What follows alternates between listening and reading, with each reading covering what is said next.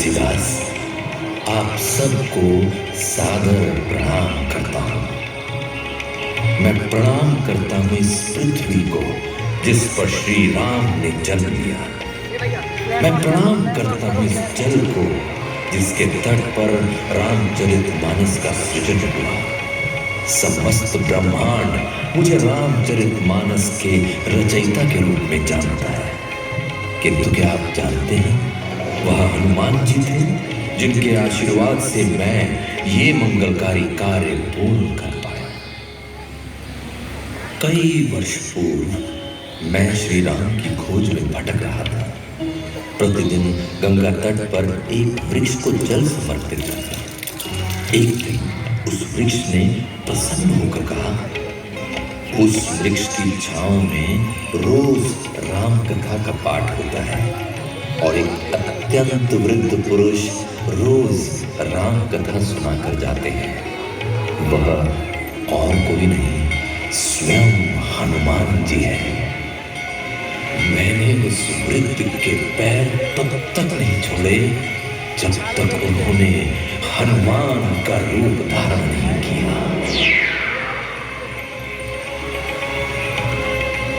वह बोले, जा तुलसीदास, चित्रकूट की ओर प्रस्थान कर।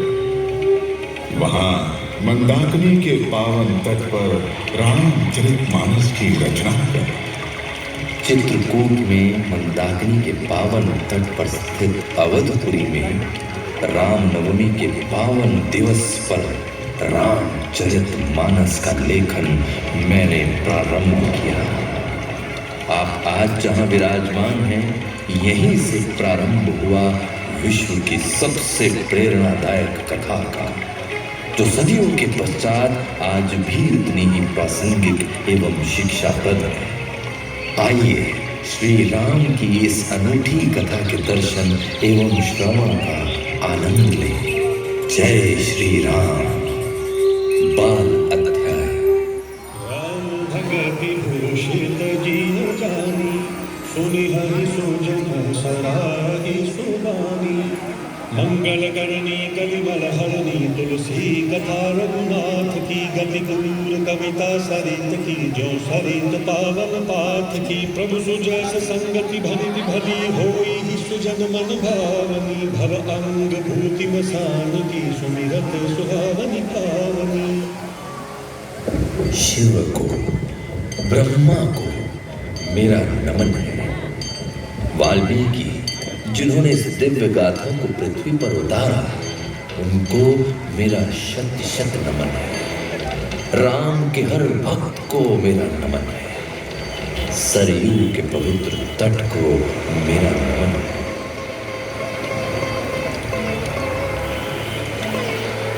सरयू नदी ने अयोध्या राज्य को एक समृद्ध राज्य बनाया। सब कुछ तो था अयोध्या में, सिवाय राजकुमारों की नन्ही किलकारियों के।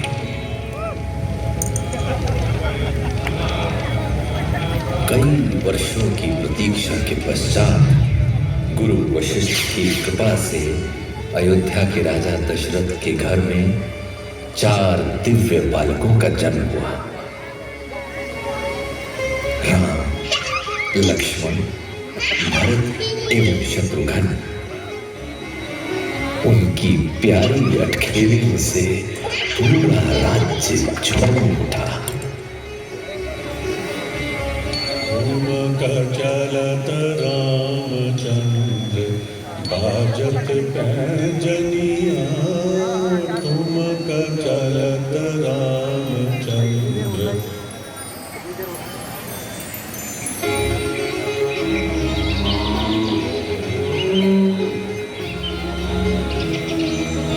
श्री राम और लक्ष्मण ने गुरु विश्वामित्र के आश्रम की रक्षा करते हुए दानवों का संहार किया।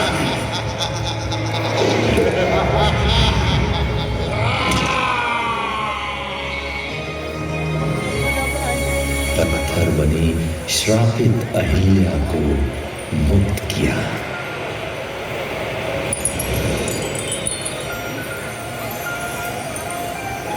विश्वामित्र उन्हें मिथिला ले गए राजा जनक के दरबार में। राजा जनक की पुत्री सीता का स्वयंवर था। जीतने के लिए महान शिव धनुष उठाना था। श्री राम ने शिव की आराधना करते हुए उनका धनुष उठाया और प्रत्यंचा चढ़ाते समय उसके दो टुकड़े हो गए। धनुष के टूटने की भयंकर कठोर ध्वनि से धरती आकाश हिला और सीता की मुस्कान भी खिली। वरमाला लेकर वह अपने स्वामी की ओर बढ़ी और सुहावनी वरमाला श्री राम के गले में पहनाई और श्री राम के चरण छुए। तभी राजसभा में धनुष भंग की ध्वनि सुनकर कुपित परशुराम आ पहुंचे और जनक जी से कहा, जिसने शिव जी का धनुष तोड़ा है वह मेरा सहस्त्र भाव के समान शत्रु है। श्री राम जी ने कहा, शिव जी का धनुष तोड़ने वाला मैं। राम, तुम्हारा इतना साहस, अपने आप को इतना बलशाली समझते हो, तो यह स्वयं भगवान विष्णु का धनुष है। अब इसकी प्रत्यंचा चढ़ाओ। श्री राम ने अत्यंत ही सरलता से प्रत्यंचा चढ़ाई। परशुराम तुरंत समझ गए कि यह कोई और नहीं, भगवान विष्णु का ही अवतार है। सीता और राम का विवाह बड़ी धूमधाम से संपन्न हुआ। देवताओं ने स्वर्ग से फूल बरसाए, स्वयं ब्रह्मा और शिव अतिथि बने। बड़े बूढ़ों ने आशीर्वाद दिए। ऐसा दिव्य समारोह पृथ्वी पर ना कभी किसी ने देखा था, ना देखेंगे। अयोध्या एक नववधू के समान सजाई गई। ऐसा लग रहा था जैसे समस्त ब्रह्मांड श्री राम और सीता माता के आगमन की तैयारी में जुटा। अयोध्या कांड। निज मन मुकुर सुधारि, बरनउँ रघुवर बिमल जसु, जो दायक फल चारि। राजा दशरथ ने निर्णय लिया राम को अयोध्या नरेश बनाने का। इस घोषणा से समस्त अयोध्या में प्रसन्नता की लहर दौड़ पड़ी। किंतु देवता चिंतित थे, अगर श्री राम अयोध्या का उत्तरदायित्व ले लेंगे तो रावण संहार कब करेंगे। माता सरस्वती के पास एक उपाय था। उन्होंने रानी कैकेयी की दासी मंथरा की मति बदल दी, जिससे उसके मन में यह बात उठी, मेरी कैकेयी तीनों रानियों में श्रेष्ठ है। उसी के पुत्र को अयोध्या नरेश बनने का अधिकार है। कैकेयी इस बात को सुनकर हंसी। कैसी बातें करती हो मंथरा, राम मेरा अपना पुत्र ही तो है। तुम्हारा पुत्र? नहीं, वो कौशल्या का पुत्र है और राजा बनने के पश्चात कौशल्या बन जाएगी राजमाता। फिर कौन पूछेगा तुम्हें? कैकेयी सोच में पड़ गई और कोप भवन जा पहुंची। महाराज ने जब कैकेयी के महल में प्रवेश किया तो कोप भवन में उसकी दशा देख बड़े विचलित हो उठे। फिर ये क्या दशा बना ली है आपने? हमसे कुछ त्रुटि हुई क्या? हाँ महाराज, त्रुटि सुधारें और मुझे मेरे 2 वरदान दें, जिसमें प्रथम राम को 14 वर्ष का वनवास और दूसरे वर में मेरे भरत को अयोध्या का नरेश बनाए। कौन इतिहास तुम्हें क्षमा नहीं करेगा। महाराज अपने वचन को निभाइए, मुझे अपने पुत्र के भविष्य की चिंता है। इतनी कठोर न बनो कैकेयी, इतनी कठोर न बनो। दशरथ अंदर से टूट चुके थे। पिताश्री, आप इतनी सी बात को लेकर इतनी व्यथा में हैं? क्या आपको अपने पुत्र पर तनिक भी विश्वास नहीं है? हम रघुकुल के हैं, हमारे प्राण जाएं पर वचन न जाए। अयोध्या में हाहाकार मच गया। इसलिए राम लक्ष्मण और सीता को रात के अंधेरे में प्रस्थान करना पड़ा। उनका पहला पड़ाव श्रृंगवेरपुर था, जहां निषाद राज ने उन्हें गंगा पार कराई। वहां से प्रयागराज होते हुए यमुना पार कर वे महर्षि वाल्मीकि महाराज से मिले एवं उनसे अपने निवास हेतु स्थान को पूछा, और उनके द्वारा बताने पर वाल्मीकि आश्रम से वे चित्रकूट आते हैं। वाह, कितना मधुर दृश्य है। इतने रंग बिरंगे फूल तो स्वर्ग में भी नहीं मिलेंगे। कितनी शांति है यहाँ। श्री राम, सीता और लक्ष्मण तृप्त थे अपने सरल एवं रमणीय जीवन से, किंतु अयोध्या ने जैसे शोक का चोला ओढ़ लिया था। राजा दशरथ राम के वियोग में स्वर्ग से धार गए। भरत राम को मनाने चित्रकूट पहुंचे। भैया क्षमा कर दे, क्षमा कर दे भैया। नहीं भरत, तुम्हारी कोई त्रुटि नहीं है। तुम पिताजी की आज्ञा का पालन करो और अयोध्या लौट चलो।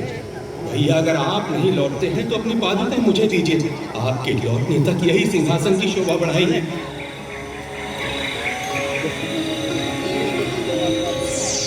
श्री राम की पादुका को अपने शीश पर रखकर भरत चित्रकूट से लौट चले।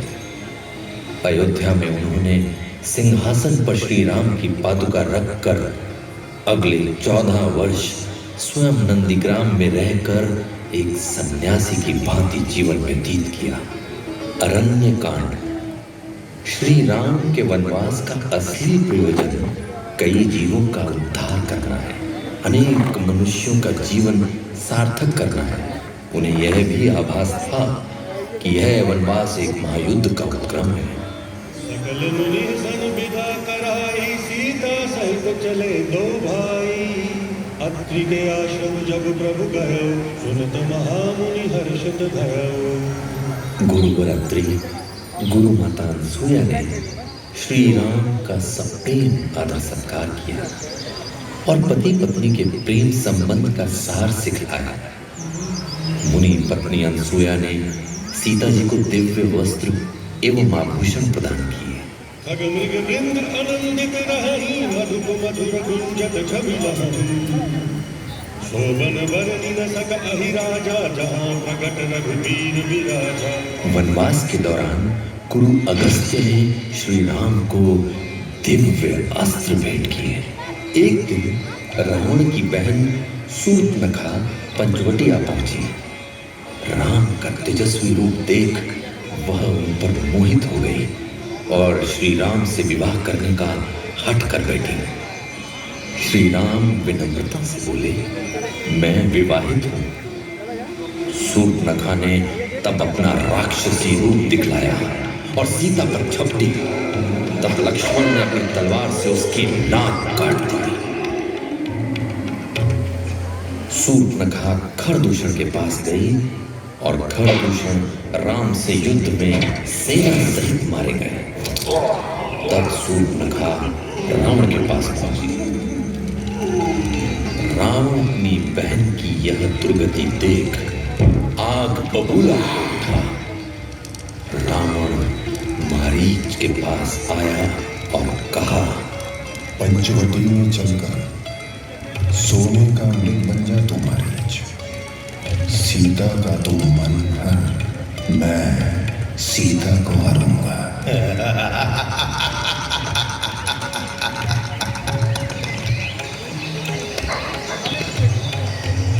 स्वामी, मुझे वो मृग चाहिए। जैसी तुम्हारी इच्छा प्रिय।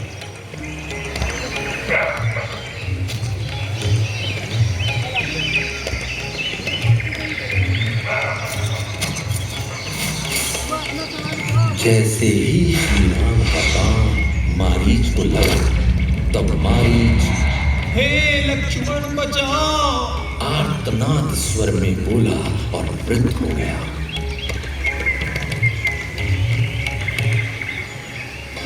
लक्ष्मण, मुझे आपके भैया की चिंता हो रही है। आप तुरंत उनके पास जाएं। लक्ष्मण ने एक रेखा खींची और कहा, इसके पार ना जाना बाबा। रावण भिक्षु का भेष बदलकर सीता की कुटिया के सामने आ खड़ा हुआ। भिक्षाम देहि, भिक्षाम देहि। सीता के रूप को देखकर रावण ने कुछ वचन कहे, जिसे सुन सीता जी ने कहा, दुष्ट, राम आ रहे हैं। क्रोधवंत तब रावण लीन सिरथ बैठा, चला गगन पथ आतुर, भैरथ हाकिन जाए। यह सुनकर रावण अत्यंत क्रोधित हुआ और क्रोध में भरकर रावण ने सीता जी को विमान पर बिठा लिया और शीघ्र आकाश मार्ग से चला। डर के मारे उससे गगन रथ हाँका नहीं जाता था। राज सुनियारत बानी, रघुकुल तिलक नारी पहचानी, अधम निशाचर लीने जाई, जिमि मलेच्छ बस कपिला गाई। गीधराज जटायु ने सीता जी की दुख भरी वाणी सुनकर पहचान लिया कि ये रघुकुल तिलक श्री रामचंद्र जी की पत्नी है। नीच राक्षस को लिए जा रहा है जैसे कपिला गाय मलेच्छ के पाले पड़ गई हो। एक घमासान युद्ध के पश्चात रावण ने जटायु के पंख काट दिए। वह घायल हो धरती पर आ गिरा और रावण सीता को लंका ले गया। जटायु तड़पता हुआ चिल्लाया, हे मां।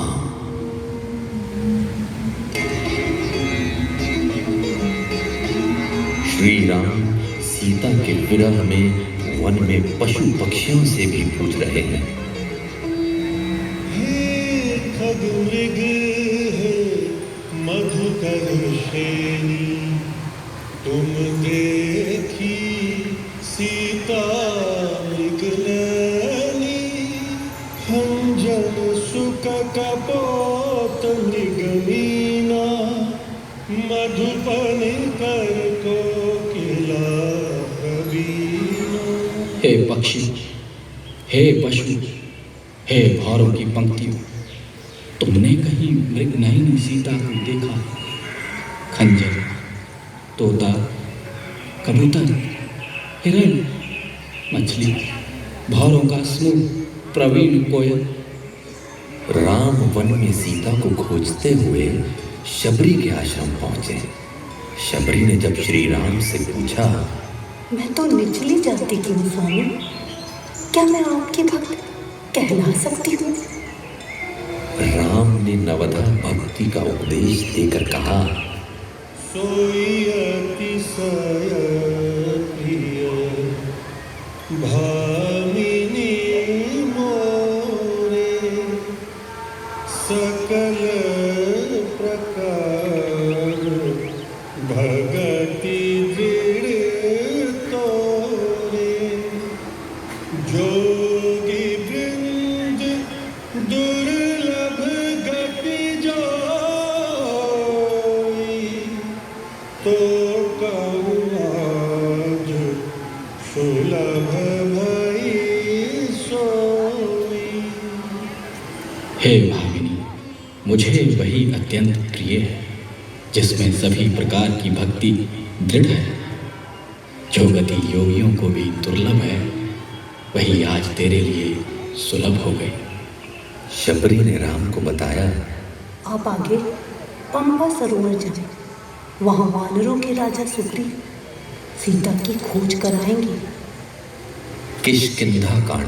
आगे चले बहुरी रघुराया, ऋष्यमुख पर्वत निराया, तहरह सचिव सहित सुग्रीव, आवत देखी अतुल बल सिंहा। श्री रघुनाथ जी फिर आगे चले। ऋष्यमुख पर्वत निकट आया। वहां मंत्रियों सहित सुग्रीव रहते थे। अतुलनीय बल के स्वामी श्री राम और लक्ष्मण को देख सुग्रीव ने हनुमान को भेजा। हनुमान जी ब्राह्मण रूप धारण करके श्री राम एवं लक्ष्मण से मिले। और श्री राम जी के वास्तविक रूप को पहचान गए। श्री राम के जब दर्शन हुए, क्या दिव्य क्षण था वह। मेरा समस्त जीवन मात्र इसी क्षण की प्रतीक्षा में था। हनुमान जी श्री राम एवं लक्ष्मण को सुग्रीव के पास लाए। श्री राम की सुग्रीव से मित्रता हो गई। श्री राम ने बाली का वध कर सुग्रीव को किष्किंधा राज्य सौंपा। महाराज सुग्रीव ने समस्त वानर एवं रीछ सेना श्री राम को समर्पित कर दी। जय श्री राम की गूंज समस्त सेना में गूंज उठी। मेरा सौभाग्य तो देखिए, श्री राम ने मुझे भेजा मां सीता को ढूंढने। उनकी प्रिय अंगूठी लेकर मैं दक्षिण की ओर निकल पड़ा। समुद्र पार कर लंका पहुंचा। हो गया हाँ हमारा हो गया बस लास्ट है। पूरा शुरू से दिखा। तभी रावण ने वाटिका में प्रवेश किया। माता ने उसकी ओर देखा तक नहीं। रावण अपमान का घूंट पी कर रह गया। कितने दिन तुम हमारी उपेक्षा करोगी? नहीं आने वाले तुम्हारे राम इधर कभी। एक माह में तुम मेरा कहा ना मानोगी तो तुम्हारा इसी तलवार से वध कर दिया जाएगा। माता सीता दुखी होकर बैठी थी। तभी मैंने प्रभु राम की अंगूठी उनके चरणों में गिराई।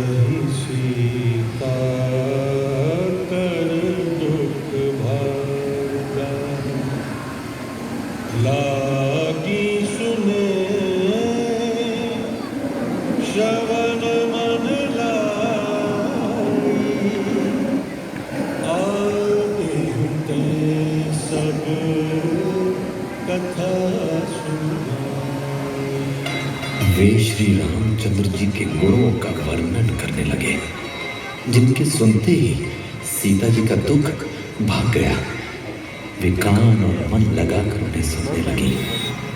हनुमान जी ने आदि से लेकर अब तक की सारी कथा कह सुनाई।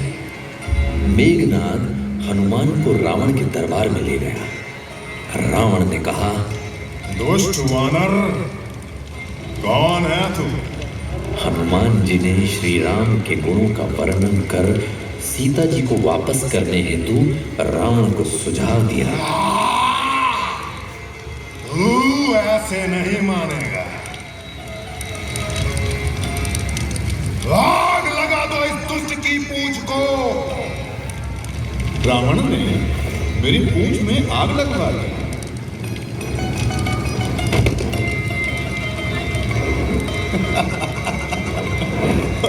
ऐसा सुनहरा अवसर मैं कैसे हाथ से जाने देता।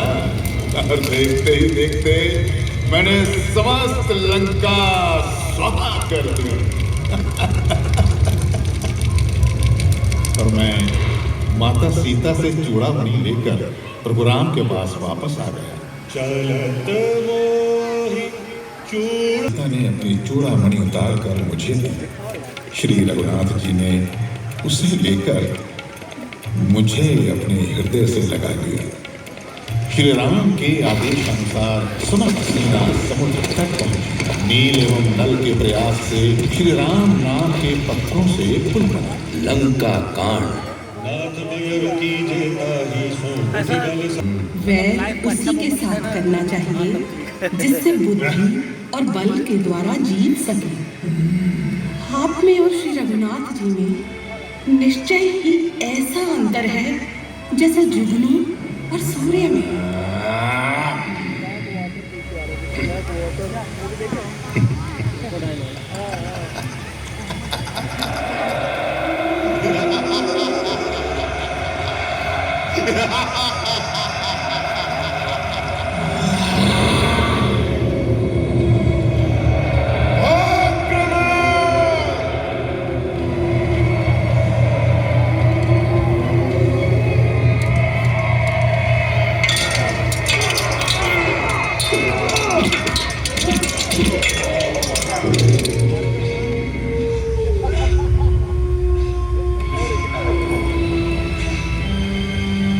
रावण पुत्र मेघनाद के बाण से लक्ष्मण मूर्छित हो गए।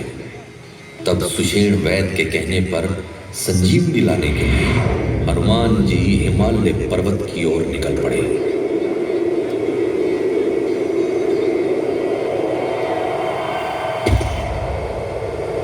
बूटी ना मिली तो सारा पर्वत ही उठा लाए केसरी।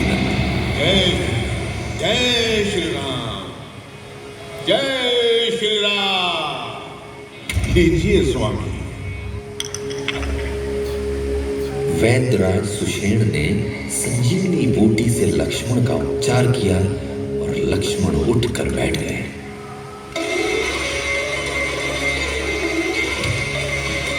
अब इस युद्ध को अंत करने का समय आ गया है।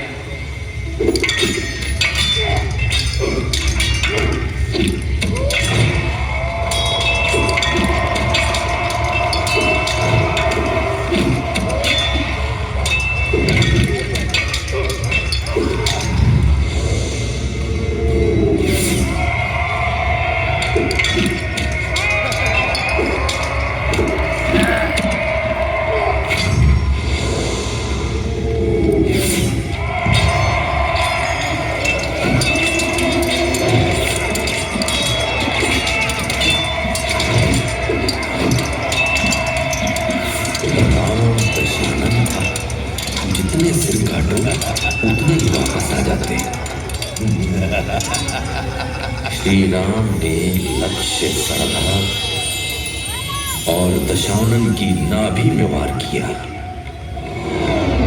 और अंत हो गया लंका नरेश रावण का।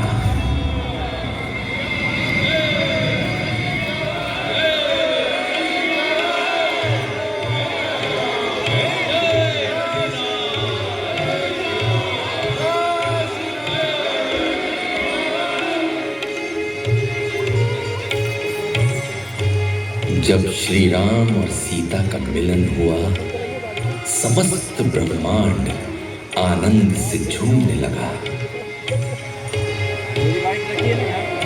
सीते, स्वामी, आज अयोध्या उन्हें नवविवाहित वधू की भांति सजी है।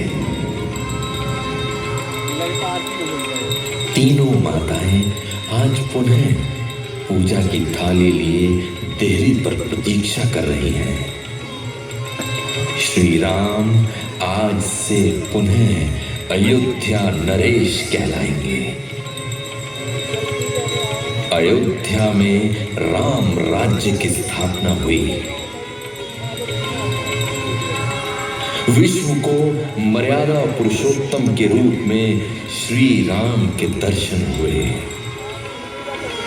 बोलो सियावर रामचंद्र की जय।